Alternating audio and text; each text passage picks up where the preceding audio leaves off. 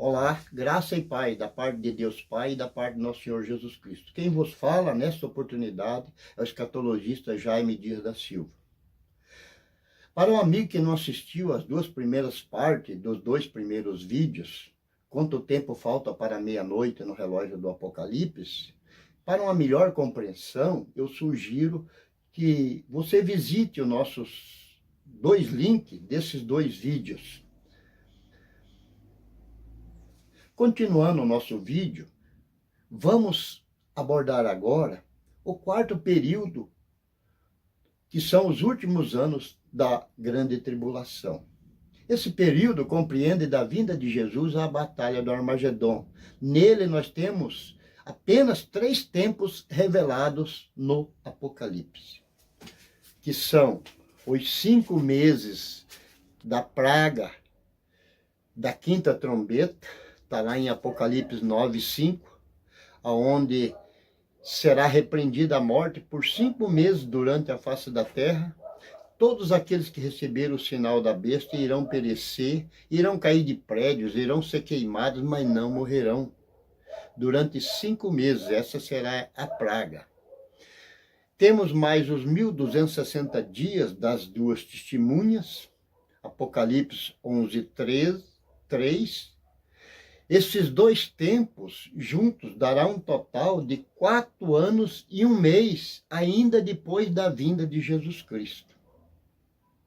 Além deles, nós temos também as 2.300 tardes e manhãs da purificação do santuário, Daniel 8:14, que pertence ao Apocalipse de Daniel, sendo que os 4 anos e 1 mês primeiro dos 2 primeiros tempos se encontra embutido já nas 2.300 tardes e manhã da purificação do santuário, que dará um total literal de 6 anos, 3 meses e 20 dias.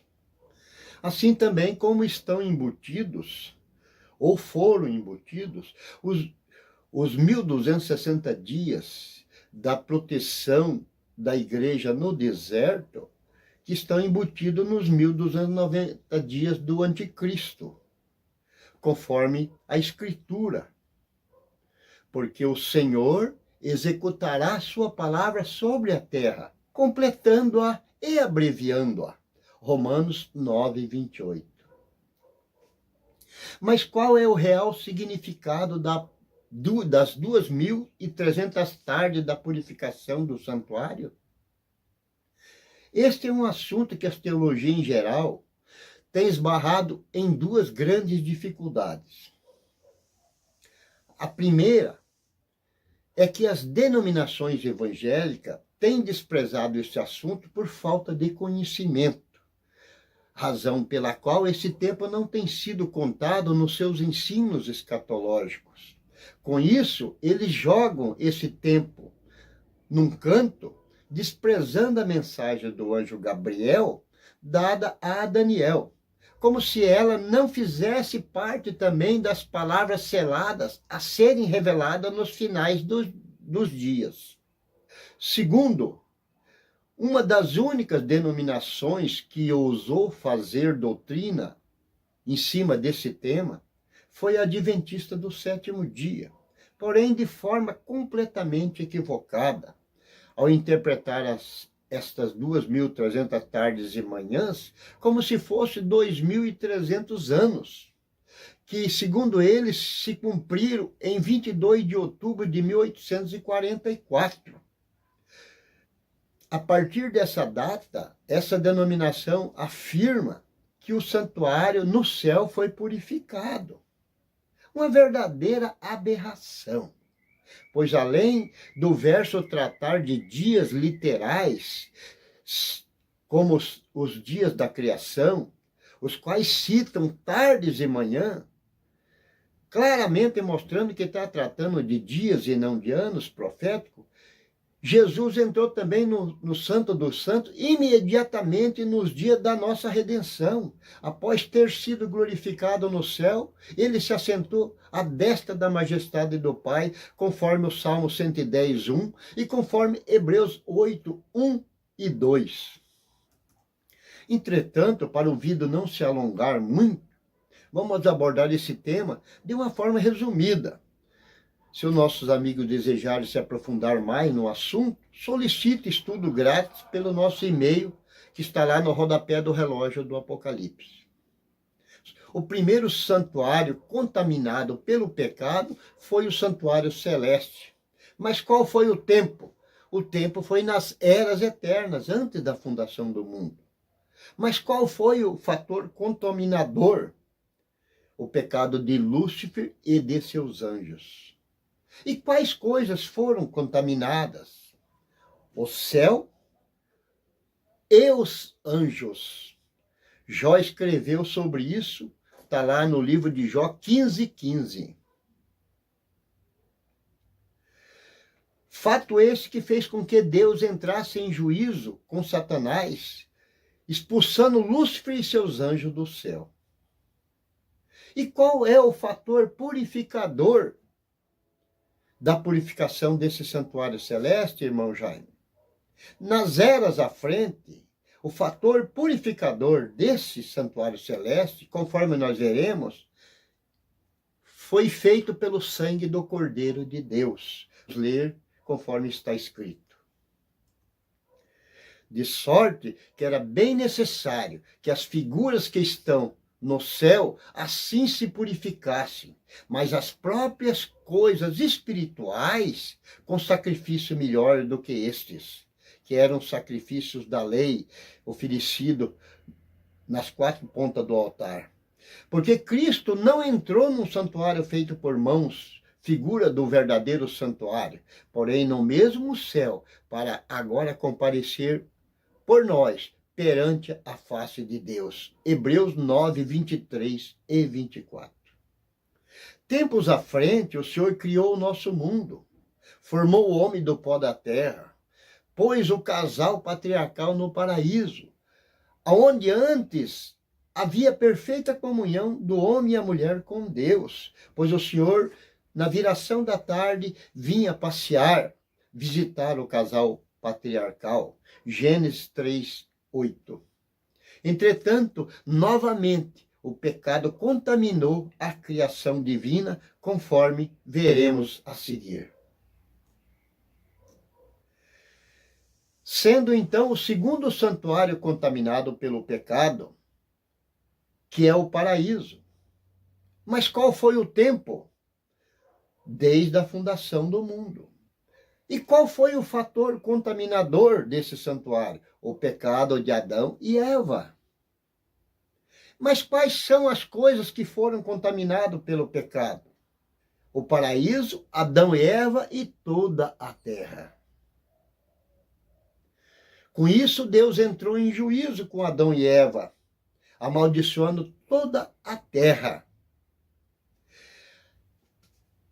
A promessa da vinda de um purificador ocorreu em Gênesis 3:15.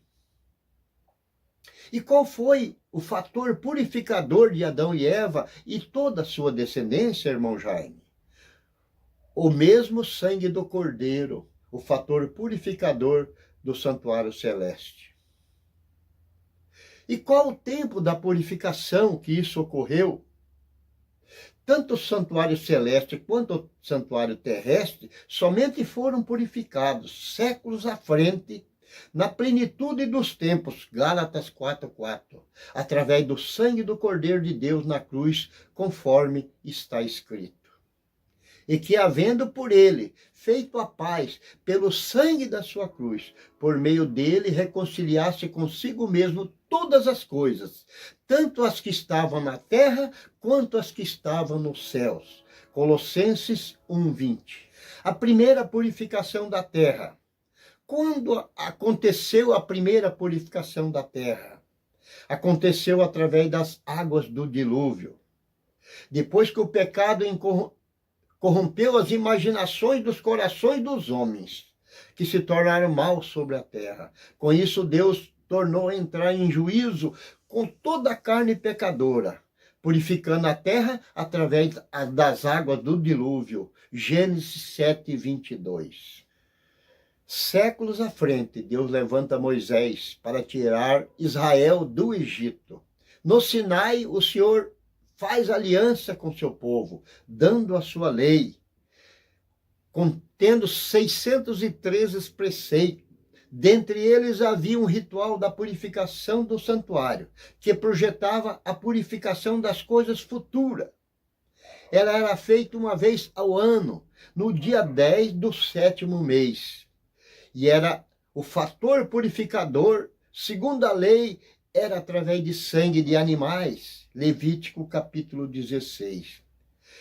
O qual fazia expiação dos pecados, tanto do sacerdote quanto de Israel, e também do santuário terrestre, figura do celeste. O que seria literalmente purificado séculos à frente, pelo sangue do Cordeiro de Deus, o qual entraria diante de Deus no céu como sumo sacerdote, no Santo dos Santos, com seu próprio sangue. Já nos dias de Daniel, o anjo Gabriel revela os dias finais da purificação do santuário para ser cumprido na terra, que são 2.300 tardes e manhã, 6 anos, 3 meses e 20 dias literais, conforme a Escritura. E ele me disse, até 2.300 tardes e manhãs, e o santuário será purificado. Daniel 8,14. Entretanto, existe na Bíblia 2 fatores diferentes de purificação do santuário. Depois da cruz, o pecado de Adão e Eva e de sua descendência são purificados pelo primeiro fator, que é o sangue do Cordeiro. Isto é, tanto o povo de Deus do Antigo Testamento, que morreram na fé da vinda do purificador, que é o Messias, quanto nós, os cristãos do Novo Testamento, ambos os povos são participantes da promessa feita a Adão e Eva no princípio. Gênesis 3,15. Estes foram e são purificados pelo sangue do Cordeiro para serem verdadeiros templos, que são morada do Espírito Santo de Deus, conforme mais tarde escreveu o apóstolo Paulo, 1 Coríntios 3,16. João também nos garante esta purificação ao dizer, mas se nós andarmos na luz, como ele na luz está, temos comunhão uns com os outros, e o sangue de Jesus Cristo, seu Filho, nos purifica de todo o pecado. João 1,7. Mas qual o segundo fator purificador? O segundo fator purificador já não é mais sobre corpos, é sobre todo o planeta Terra. Aqui já não entra mais o sangue do Cordeiro, pois sobre os ímpios e todos aqueles que rejeitaram a salvação antes, o fator purificador não será mais as águas do dilúvio, mas com fogo e com a sua espada, através da ira do Cordeiro, a partir da vinda de Jesus à batalha do Armagedon, conforme está escrito. Porque com fogo e com sua espada entrará o Senhor em juízo com toda a carne, e os mortos do Senhor serão multiplicados. Isaías 66:16. Portanto, assim como foi nos dias de Noé, assim será também na vinda do Filho do Homem. Mateus 24:37. Nele Jesus purificará toda a terra de seus pecadores, conforme está escrito. E mandará o Filho do Homem os seus anjos, e eles colherão do seu reino tudo que causa escândalo e iniquidade, e lançá-los-ão na fornalha de fogo, e ali haverá pranto e ranger de dentes. Mateus 13:41-42. Esse longo tempo de purificação da terra foi denominado também por João Batista de limpeza da eira, conforme está escrito.